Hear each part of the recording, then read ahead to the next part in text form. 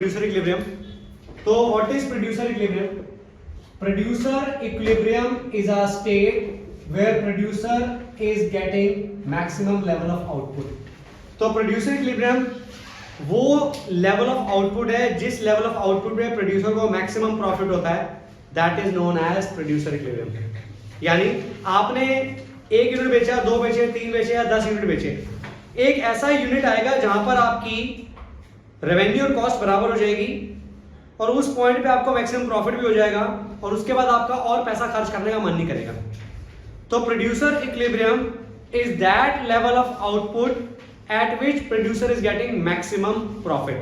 तो producer equilibrium की दो कंडीशन होती हैं. पहली MR is equal to MC और दूसरी होती है MC is greater than MR after MR equal to MC. तो ये दो कंडीशन है आपकी जो कि आपको फुलफिल करनी होती है प्रोड्यूसर को इक्विलिब्रियम में रहने के लिए. पहली MR should be equal to MC and second MC should be greater than MR after MR equal to MC. ठीक है.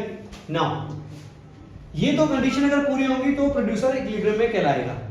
अब प्रोड्यूसर इक्विलिब्रियम में आपके दो तरीके से बनता है. एक व्हेन AR रिमेन कांस्टेंट यानी प्राइस रिमेन कांस्टेंट.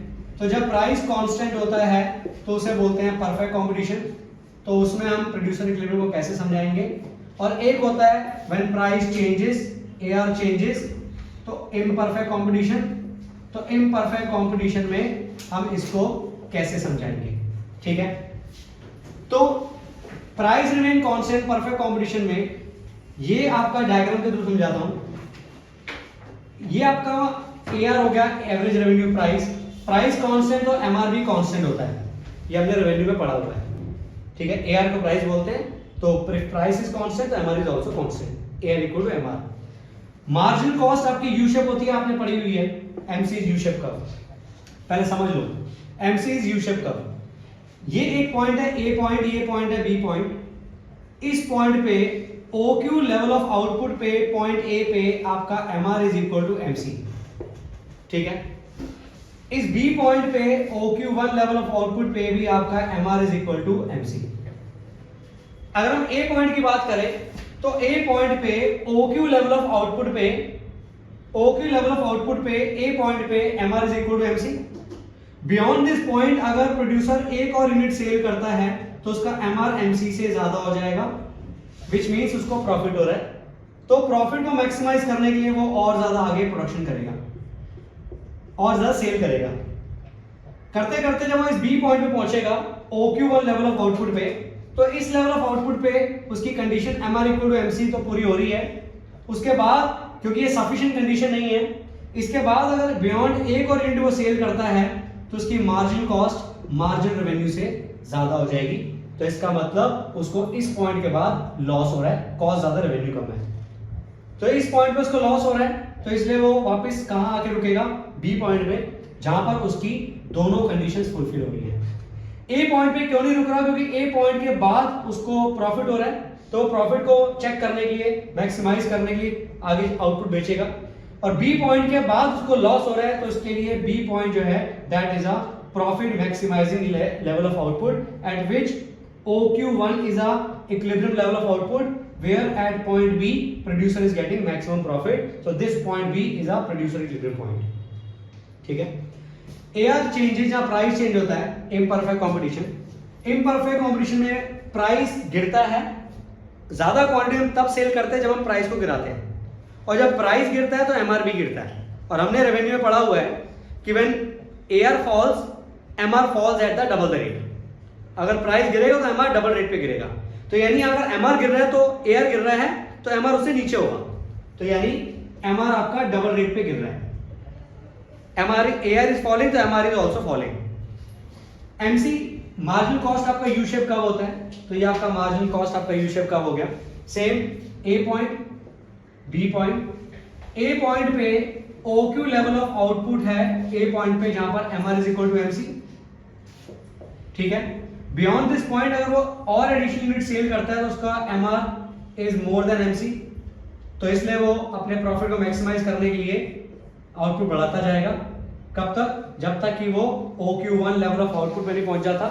इस लेवल ऑफ आउटपुट पे बी पॉइंट पे उसकी दोनों कंडीशन सेटिस्फाई हो रही है, एमआर इक्वल टू एमसी, और बियॉन्ड दिस पॉइंट अगर एक और यूनिट सेल करता है तो उसकी MC is greater then MR, उसको लॉस हो रहा है।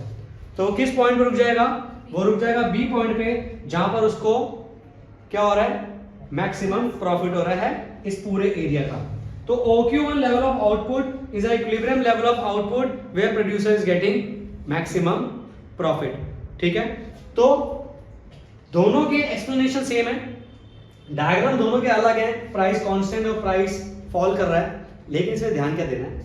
ध्यान आपको ये देना है, अगर पेपर में क्वेश्चन आता है explain producer equilibrium with the help of diagram, तो आप ये वाला बनाएंगे। अनलेस एंड अनटिल वो प्राइस चेंज की बात जब तक नहीं करेगा तब तक ये नहीं बनाना। 99 के 100% आपको यही बनाने को आता है, ये नहीं आता, लेकिन आपको पता दोनों होनी चाहिए। ये तो हो गया इसका ग्राफिकल वाला क्वेश्चन। फिर इसमें एक क्वेश्चन आता है, वो सबसे नीचे बुक में लिखा होगा रेवेन्यू वाले टॉपिक के नीचे। क्वेश्चन है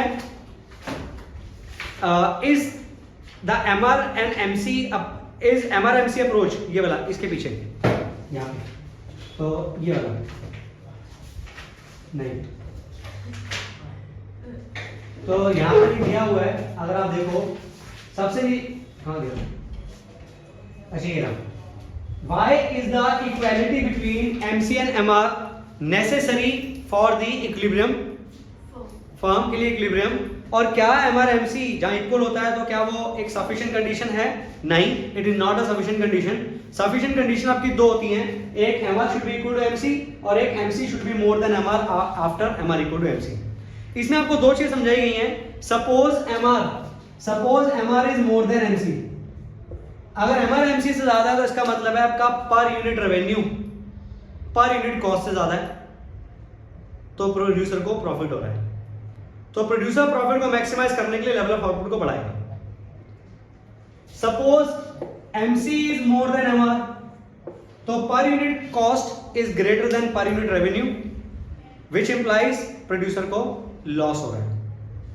per unit cost is more then per unit revenue, तो प्रोड्यूसर को लॉस हो रहा है, तो वो अपनी प्रोडक्शन को लेवल ऑफ आउटपुट को कम करेगा ताकि वापस इक्विलिब्रियम तक आ जाए।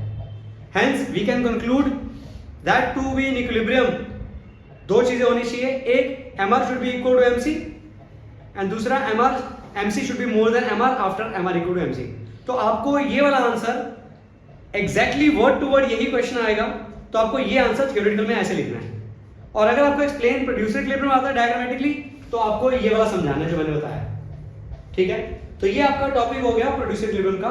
ठीक है, अब इसमें एक चीज और क्या आती है, आपको न्यूमेरिकल दिया होगा, न्यूमेरिकल को बोला जाएगा कि न्यूमेरिकल के बेस पे प्रॉफिट निकालो और इक्विलिब्रियम लेवल ऑफ आउटपुट निकालो। तो वो कैसे निकलता है वो भी देख लो। क्वेश्चन बोलना वही लिखा हुआ है राइट हैंड साइड पेज पे, प्राइस 87 कुछ करके दिया होगा। प्राइस कितना है? 87654। हाँ, आउटपुट 1 2 3 4 5। हाँ, टोटल कॉस्ट 6 11 15 18 23। तो ये आपके सामने दिया हुआ है। तो आपको बोला जाए कि प्रॉफिट कितना होगा और किस लेवल ऑफ आउटपुट पे प्रोड्यूसर इक्विलिब्रियम में वो निकालना है। तो आपको पता है कि प्रॉफिट कैसे निकलता है। Profit is the difference between total revenue and total cost. और प्रोड्यूसर इक्विलिब्रियम के लिए दो कंडीशन क्या है, MR is equal to MC and MC is greater than MR after MR equal to MC। ठीक है, तो सबसे पहले प्रॉफिट के लिए हमें TR चाहिए। TR निकलता है प्राइस इनटू आउटपुट, 8 18 20 20। तो TR minus TC is profit, 8 minus 6 2, 11 minus 14 minus 11 3 3 2, 20 minus 23 minus 3। तो ये आ गया आपका प्रॉफिट। MR निकाल लेते हैं। MR होता है change in TR, 8 14 minus 8 6, 18 minus 14 4, 20 minus 18 2, 20 minus 20 0।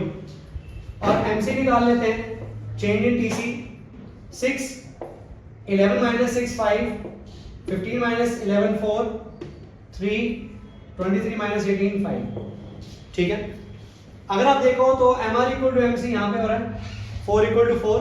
और इसके बाद अगर अगले स्टेप पे जाते हैं, अगले यूनिट पे, तो आपकी MC is more than MR है। तो इसका मतलब थर्ड लेवल ऑफ आउटपुट पे आपका MR is equal to MC which is producer equilibrium level of output, क्योंकि यहाँ पर दोनों कंडीशन फुलफिल हो रही हैं, MR इक्वल टू MC वाली भी और MC is more than MR वाली भी। तो hence third level of output is a producer equilibrium level of output where producer is getting maximum profit. तो आपके प्रोड्यूसर इक्विलिब्रियम में या तो वो थ्योरेटिकल वाला आएगा, या ये थ्योरी वाला आएगा ऐसा वाला, या फिर ये न्यूमेरिकल निकालने को आएगा। ठीक है, तो आपको TR TC निकालना है और TR से MR और TC से MC निकालना है, तो आपका टॉपिक कंप्लीट हो जाएगा। ठीक है।